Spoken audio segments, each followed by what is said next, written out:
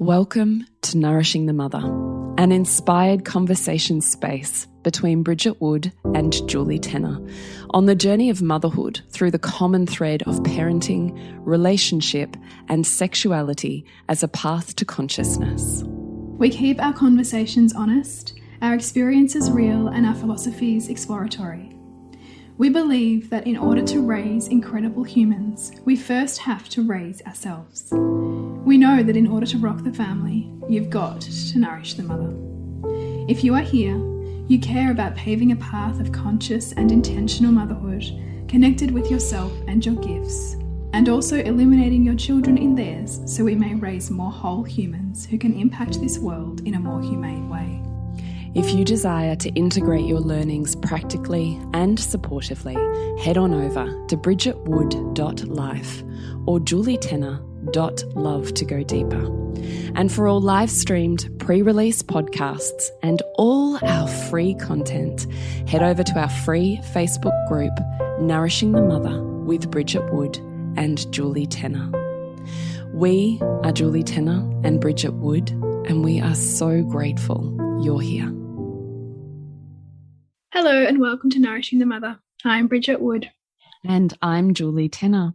And today's podcast is 5 questions to reveal your mother wound and what to do about it. So I'm really excited to be guided through this process. So if you have a note on your phone, if you're on the fly and you just want to digest it and come back to these questions, if you want to grab a journal and do it with us, this is a facilitation process with Bridget, and she's going to be walking us through discovering exactly what it means, because the language can feel so etheric and unanchored and super tricky to wrap your head around. So what we're hoping to do is just really let you know how you can make that more anchored and succinct so that you're able to show up and love yourself, your body, your family, and parent in the way that actually is most aligned for you, not in reaction to a wound.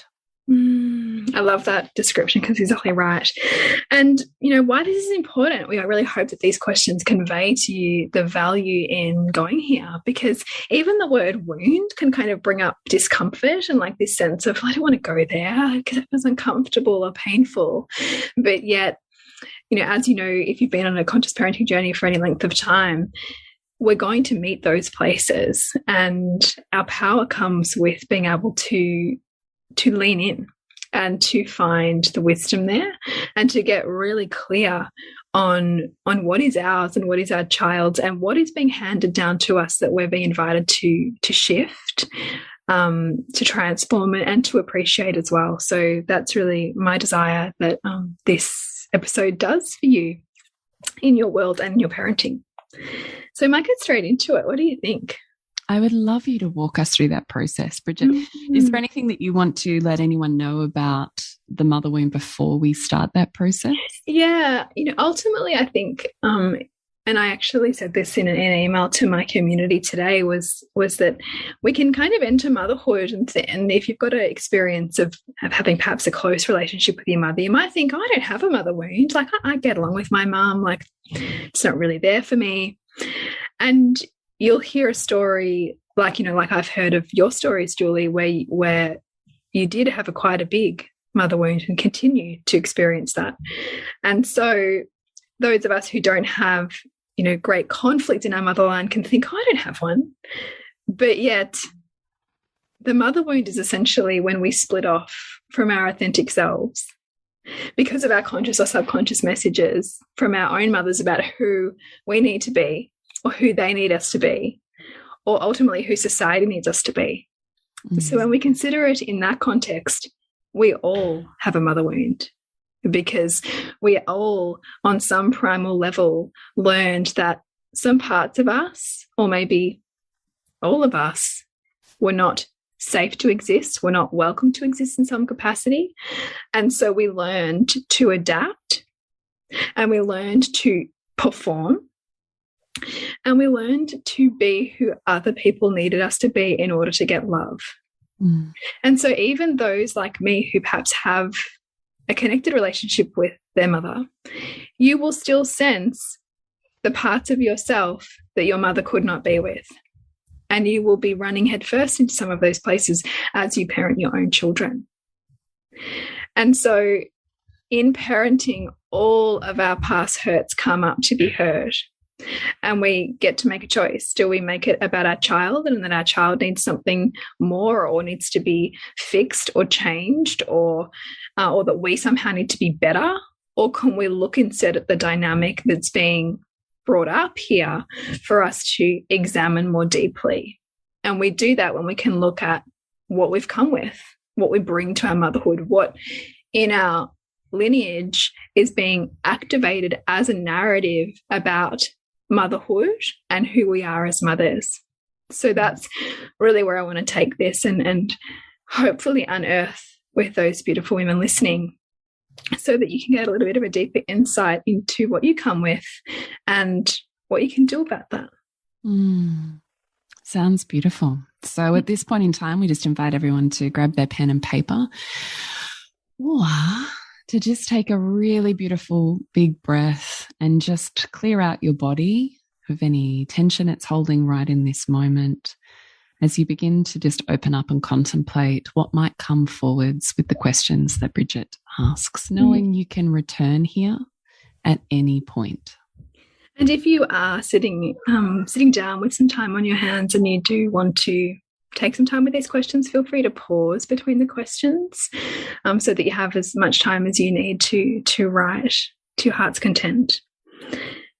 So the first question is, and I'm asking this because I would really love you to conjure up all that you feel is the epitome of ideal mothering for you, and ask yourself, what are the traits of the ideal mother for you? So who we would like to be, or who we aim or aspire to be? Yeah. So for you to really put on paper what it is that you would love to bring to the mother, to you as mother, the ideal mother. And then we shift a little bit with our second question. And I would really love you to be gentle with yourself with what perhaps this question brings up for you, and just notice and breathe if you feel some discomfort in this question. What do you never want to do to your children?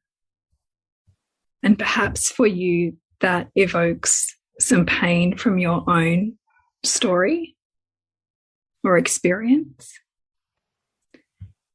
But I would really love for you to be present enough with yourself and with that question to put that down and reveal that to yourself, because so often these painful stories are also what run us, and sometimes run us into the ground in motherhood, because we can try so hard to run in the opposite direction of what we feel is wrong or terrible about our mothering.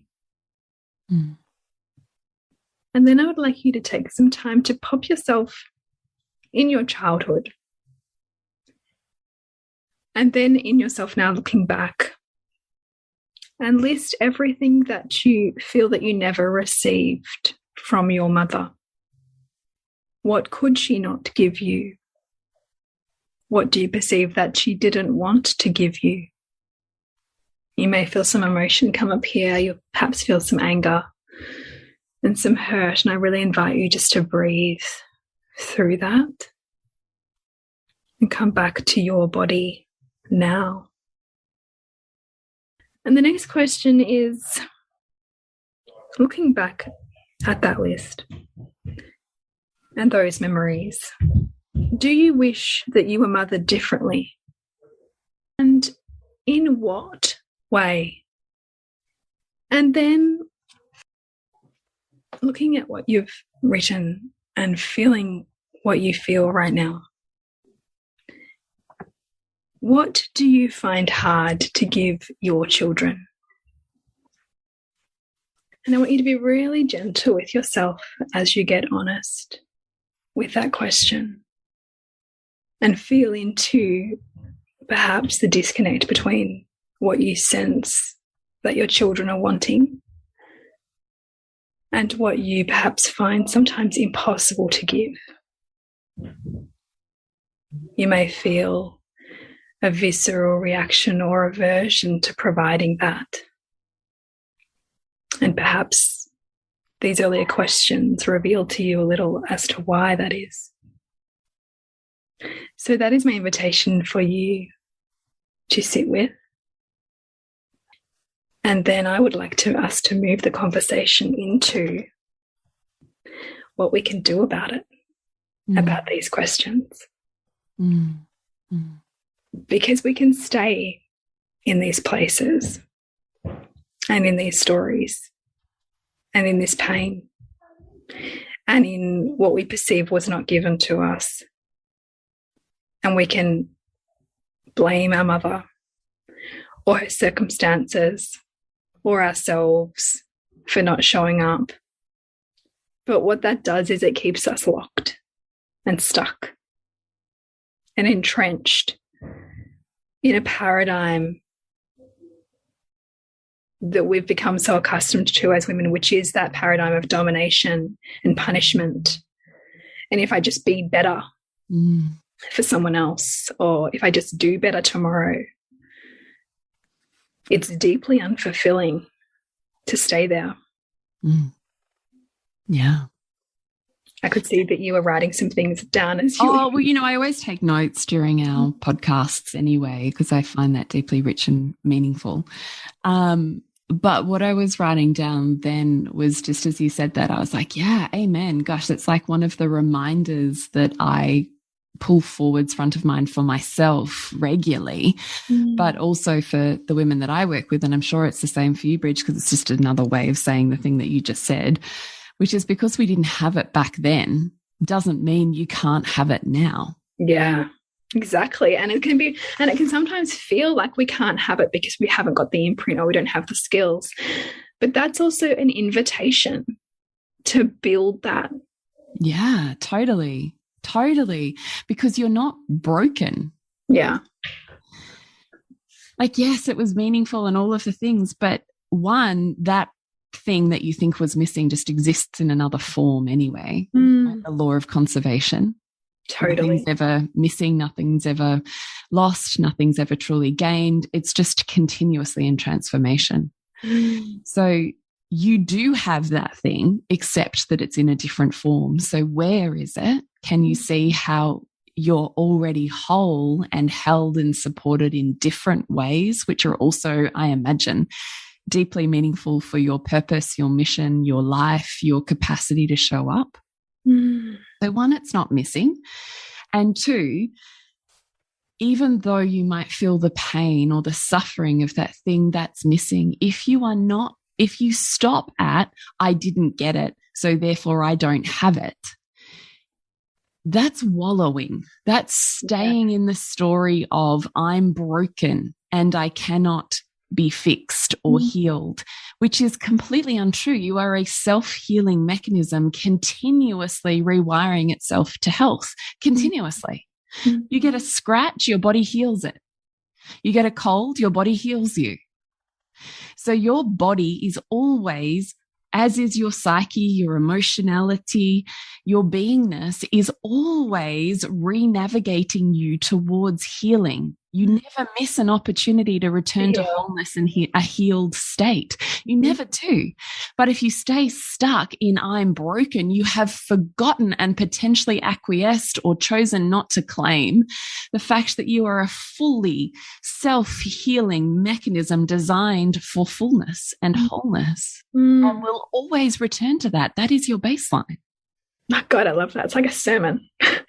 Because I just feel it so deeply in my bones, that just capacity I mean, I think that comes also from my naturopathy and my upbringing, is just that total trust in our innate ability, our innate capacity for healing, the intelligence beyond what we even know.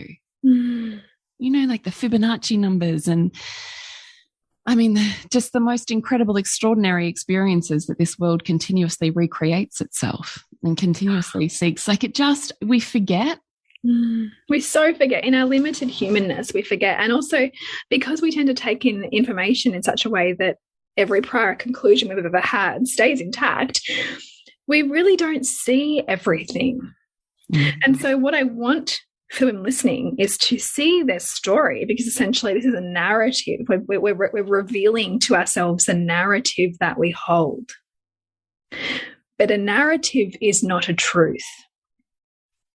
Every single memory that we ever have had has been a distortion. Because our memories are created by our senses, and our sensory perceptions cannot see everything. Because the amount of data that our brain has to process every second, it's over 2 billion bits. You would actually combust if you could process everything coming into your awareness. So geniusly, we don't. We filter and we perceive what's meaningful for us according to our values, our beliefs, what we currently know about the world, and everything kind of fits into that. So every memory that we reflect on, even in our childhood, there was another side to that memory that we couldn't perceive, even that really painful one. But we attach to the pain because on some level we sense that that's meaningful for us. There's some wisdom here for me to come back to. So I'll tuck that in my back pocket.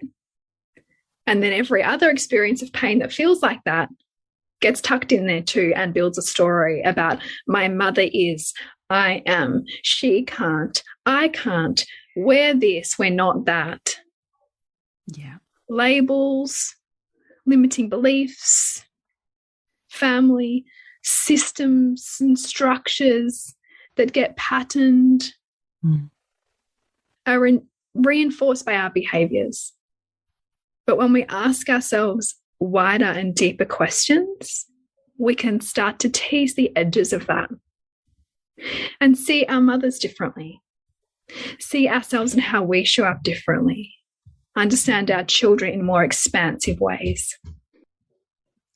This podcast is brought to you by Disrupt, Revealing the Mother Wound, an immersive 5-week container with me, with 4 transformative modules to change how you show up in your motherhood and in relationship to your own mother imprint.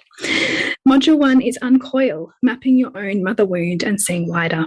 Module 2, The Spell, unveiling the perfect mother myth that defines modern motherhood.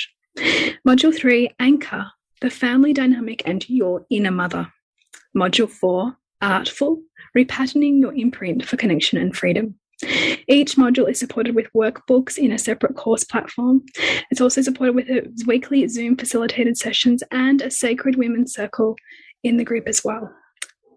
I invite you to join me for this for $333, and you can find out more at bridgetwood.life. We begin 25th of October. So when we ask these bigger questions, we can start to see that we have geniusly constructed narratives, stories, beliefs based on what we value. And what we perceive as most missing is what we're most looking to fulfill. Because we have this pain, we're looking out in the world to find all the ways to meet that pain, to fulfill that pain, to find the panacea to that pain. And sometimes the panacea to that pain might be, well, my mother can't be in my life. Or the panacea to that pain might be, well, I have to do everything possible with my children to never be like that. Or it might be, I just have to heal myself and every edge and every negative behavior in me and everything that's wrong with me to not be her. But if we don't enter these pathways of healing in a way that looks for our wholeness and brings forth into safety our own shadow, then we actually create more dissociation between our past and who we are today. And we're not actually able to move forward and gather all of our pieces of ourselves and our mother and our lineage in such a way that's sustainable to move into the future. Because ultimately, healing is a journey of acceptance. Acceptance of ourselves and our fallibilities, acceptance of the people who love us, and a willingness to see the reflected self in others, to see that we too have aspects of our mother. We too are going to do things to hurt our children, and that they will internalize those in ways that they may feel like we do as adults. Mm-hmm. But if we are to equip them into loving their wholeness, then we have to do that too. Wholeness is not just about, I'll accept every emotion that you bring me and I'll practice holding space. It's also, I can see and hold and appreciate the value of the villain in you as I can appreciate that in me. Mm. Because we still have those much earlier, patterns as humans of being, animalistic, and we're not going to spiritually bypass those parts of ourselves in one generation or whatever it is. We're going to meet them, and we're going to see them in ourselves and our children. And the value is in learning that part of ourselves and channeling it in healthy ways. Mm. Perhaps in ways our mothers couldn't, because they weren't given frameworks. But we are being given that. We are being given that permission with our children and with ourselves to do that. And so my invitation is for you to really sit with those questions and sit with what they bring you to today, and where you feel things were missing. Because nothing is ever missing. It's just in a different form. Mm. Who was supporting you if you feel like your mother wasn't there? Mm. Who was caring for you? Who was connecting to you? Who did have your future in mind, or your needs in mind, or what you cared about in mind? And when you look at your children and you look at the times where you're feeling guilty about the times you couldn't meet them, well, who did meet them? Mm. And what was the value of that person being there for them instead of you?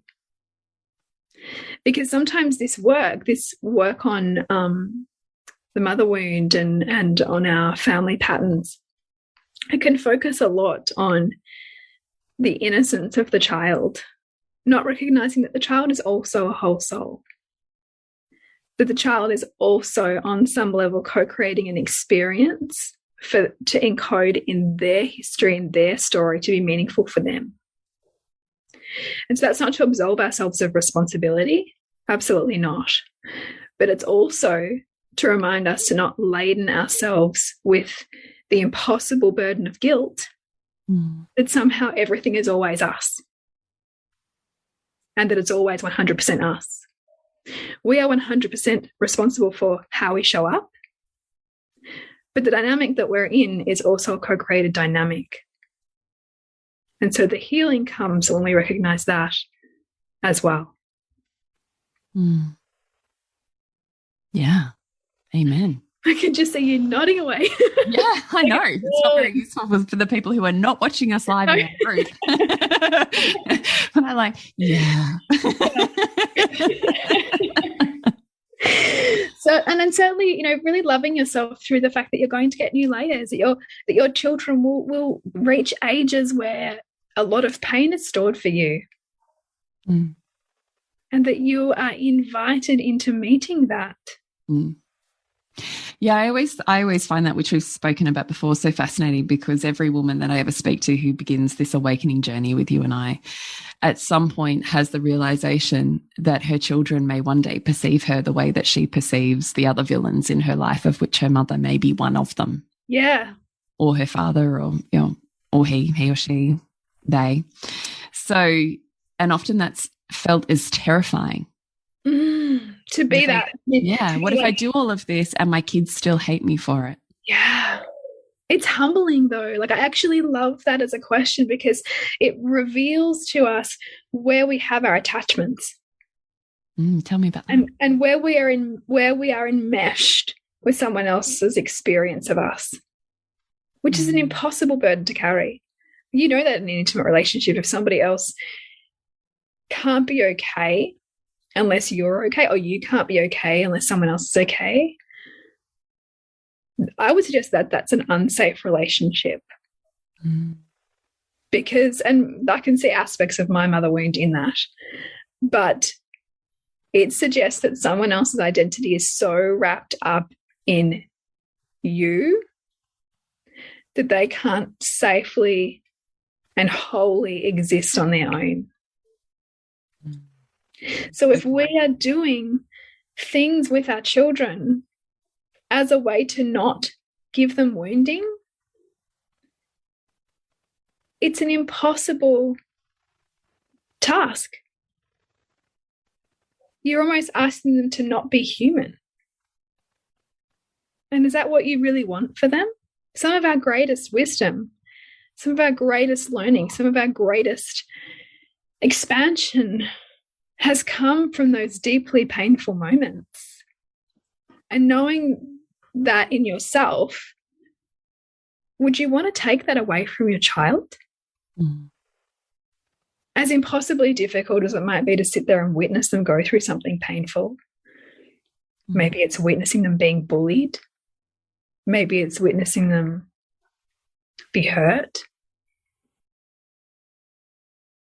The healing for them comes in the steady trust that we can work to cultivate in them. Much like we trust the cut to heal, as you said. We trust the innate intelligence of our toddler's body to heal their graze they just created on their knee. We don't worry about that. We know there's an intelligence there. Mm. And so if we knew there was an intelligence in an experience that our child might have of being excluded, if we knew there was wisdom in that, they might find themselves there at the very point where they feel like they don't belong. What if they find themselves there? Because they're no longer enmeshed or attached to the perceptions of others. What if that's beautiful for them? What if? Mm. And what if you're the person they have to reject in order to find themselves? Yes. Which I think is what the crux of that fear from mothers is. Yeah. And I like love what you were saying in terms of dismantling identity too. Yeah. You're not going to be okay if they see you the way that you see your mother or whoever, insert person you don't like. And this is also an invitation back into our own center. Like as if, you know, like martyrdom and motherhood invites you to give up every piece of yourself for your children, right? Yeah, total abandonment of self. Total abandonment of self. And so if you do that and become so lost in another and then that other rejects you, who are you? Are you okay? No, and you're probably going to blame them. Our children aren't looking for us to be a martyr. Our children aren't looking for us to be perfect. They're looking for us to find ourselves, to own ourselves, so that they know what that looks like. And that they have full permission for that. And that their sovereignty is not dependent on how okay you are with that. It's so powerful. Isn't it? And also, like, I so get that, like, the tension for us as mothers and that holding on and that letting go and that dance. I mean, it can be excruciating. It's particularly when we invest so much of ourselves in these humans. But, I mean, ultimately, for everything that we're giving, we're also receiving. There is this fair exchange there. And if we feel full of resentment, then that is feedback for us. That is for us to unravel and understand. And for us to see what we can claim back of ourselves, rather than being so lost in doing and being everything for everybody else.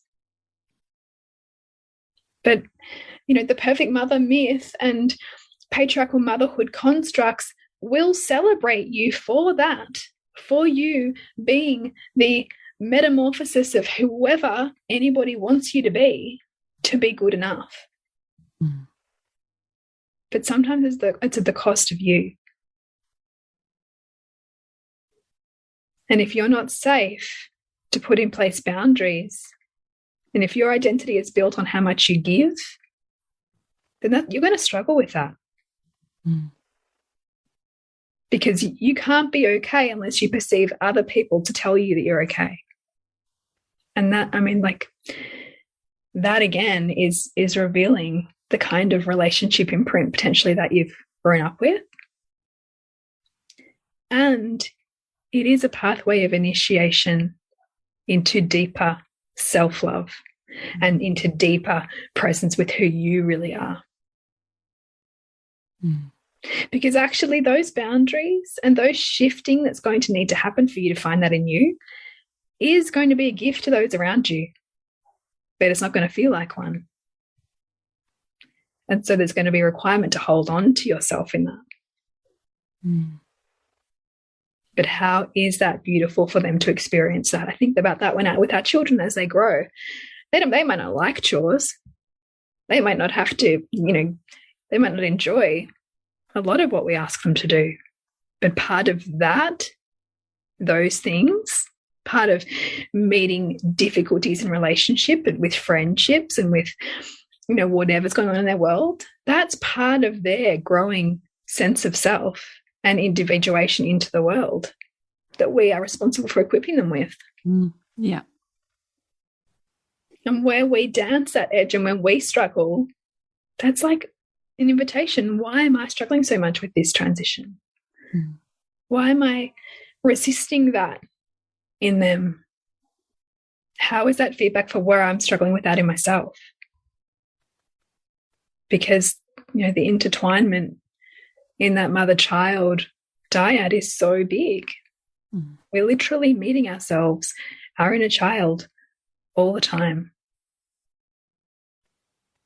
Mm. And sometimes that's joyous and beautiful and expansive and like just delicious. And other times it's heartbreaking. Mm. But can we hold it all and raise ourselves as we raise them into their wholeness? Mm. That's my invitation to everybody listening. Yeah. And the value of, I know we might perceive the mother wound to be in the past, but it's very alive in the present, as we're hearing, right? Very alive in the present. And so when we lean into that and we work through it, we can see what's possible when we step out of the pattern that we're in and we get curious about why it looks the way it looks. And, what if we kind of like diverted it that way? What could be down that path that I haven't considered because I've been running this one? It's beautiful, the potential. Mm. So if you want to go deeper on that, I really invite you to jump into Disrupt, Revealing the Mother Wound, which begins on 25th of October with me, which is a 5-week immersion, including a beautiful women's circle as well, to really be held in a community of women who are doing this work and who are really deeply desiring a different narrative, a more expansive one that does claim who you are in motherhood and does claim the potential for deeper relationships in that. Yeah, I don't actually think there's anything more pivotal in your capacity to individuate, to claim your power, or to parent with your own unique freedom than healing your own imprinted mother wound. Mm. Because it goes even beyond you, right? Like it's the lineage of lineage you come from. Huge. Like the lineage is huge. I was doing some research into that today, like looking at that. Like we know that we get our DNA from both parents, but it's the mitochondrial DNA that's just from the mother line. Mm. So at that fundamental cellular, like health level, it's all the mother line. That's so fascinating. Isn't it amazing? Yeah. So it looks so you're not like, I was able to go, I went on to ancestry.com and I've gone back as many generations as I can get records for, which is to my great grandmother, whose name was Bridget, amazingly. Aww. Which I don't think your mum didn't know. I don't think anybody knew. That's amazing. I know. I mean, although Bridget's probably like the most common name in Ireland. Still though, that's amazing. It is amazing. Yeah, it is amazing. So, but I was looking back and thinking, you know, how many of their stories are woven into my DNA that I am acting out? Because how much I often think, like, we think we have free will, but if 95% of what we run are subconscious programs, a lot of them aren't even our own. It's true. So how much of your motherline is alive in you right now? And are you willing to look at it and repattern it? Like, how amazing. We live in a time now where we understand how the brain works. We understand that we get to shift things. Like, it's so powerful. So powerful. Yeah, I'm not remotely being, you know, glib when I say I really think it's a fundamental, pivotal space isn't the right word, but learning, growth, and healing on the mother wound changes your life. Yeah. Like I don't honestly think that there's anything else that could anchor what's possible for you in this lifetime than the mother wound, because it's everything to do with the feminine, the body, life, energy, appetites, desires, sexuality, parenting, relationship, flow of love, how hard I push myself and drive my body into the ground versus how much I can love, nourish, and receive. Yeah. How much can I hold and love and nurture myself and my creations, whatever they be in the world? Like, it literally is fundamental to how you be in the world. Amen. All of those things. Yeah. I mean, it is essentially, how do you feel about life force? Yeah. Really? Yeah. Because we come from it and we align ourselves back to it all of the time, whether we're consciously aware of it or not. Yes. Because if all of our beliefs are laid down between ages 0 to 7, the most dominant caregiver in that time for most of us is the mother. So we come to form our personality and temperament in relationship. But the beautiful thing is we also get to heal in relationship. And how that happens can be beautifully done with women. It can be done with our children. It can be done with our partners when we bring consciousness to it. 100%. So I would really advise you, I don't know that there's a better teacher on this than Bridget. I certainly don't know of. So I definitely think this is an incredible invitation to jump into what will be a transformational 4 weeks in a really held, secure, safely guided and initiated experience of uncovering and healing your relationship to mother. Yeah, thank you. I feel deep reverence to the women who've already said yes, and to anybody else who feels called to come join, because yeah, it's a really powerful and sacred space to be carrying women through, and I feel really honored to do it. So where can we do it? What is included? How do we find it? All those things. Yes, so you can find out more about it at bridgetwood.life. There are 4 key transformational areas that we work through. So the first is called, and I've had a mental blank, and I did this last week as well. Why do I do this? It's like I put myself on the spot and then I forget what I call things. The first one.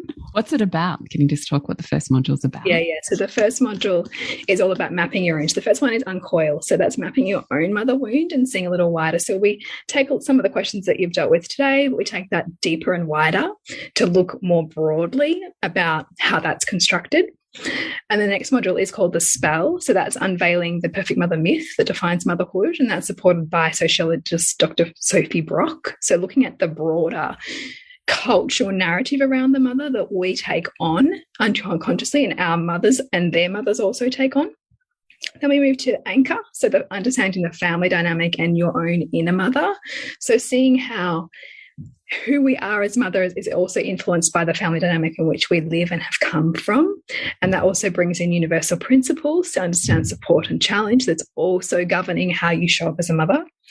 And then we have artful. So that's the repatterning stage. So working with the imprint that you've got to find more connection and freedom, and ultimately potential beyond the narrative that you feel so perhaps consumed by right now.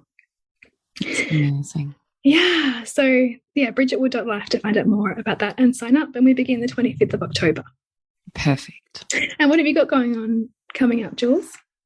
I have Tantric 101, which is free for until the 25th of October. So if you would like a free little mini 3-lesson quick reference course to do with your partner, that is where to head. So you can find that on my socials or at julietenner.love. Beautiful. Remember to nourish the woman, to rock the family. And we'll see you next week when we continue to peel back the layers on your mothering journey. Thank you so much for listening. We literally couldn't do this without you. Please share this podcast with anyone you think it would be medicine for. If you desire to integrate your learnings practically and supportively into your life, then head on over to bridgetwood.life or julietenner.love to go deeper. And if you feel like giving back a little to this free content, please rate us on iTunes or Facebook, all of which helps the podcast reach more mamas who need this type of tonic for the soul.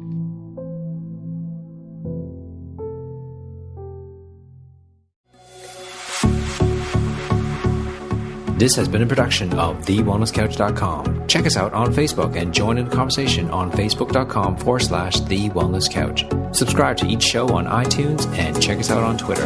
The Wellness Couch, streaming wellness into your lives.